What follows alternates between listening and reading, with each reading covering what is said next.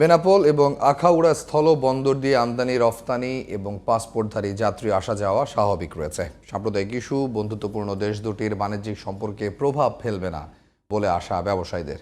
বেনাপোল প্রতিনিধি কাজী শাহজাহান সবুজ এবং আখাউড়া প্রতিনিধি জুনায়েদ হোসেন পলকের রিপোর্ট জানাচ্ছেন কিরণ মুস্তফা।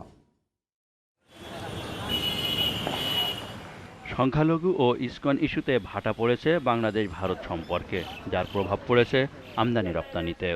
সিলেটের 2 স্থলবন্দর দিয়ে বন্ধ থাকলেও যশোরের বেনাপোল স্থলবন্দর দিয়ে আমদানি রপ্তানি স্বাভাবিক রয়েছে। এই বন্দর দিয়ে প্রতিদিনই আসছে প্রায় 400 পণ্য বোঝাই ট্রাক। বেনাপোল কাস্টম হাউসে এক্সপোর্ট ইম্পোর্ট স্বাভাবিক আছে, এটা আমরা সংগঠিতভাবে জানাতে পারি। বেনাপোল স্থলবন্দর দিয়ে আমদানি রপ্তানি কার্যক্রম সম্পূর্ণ স্বাভাবিক রয়েছে।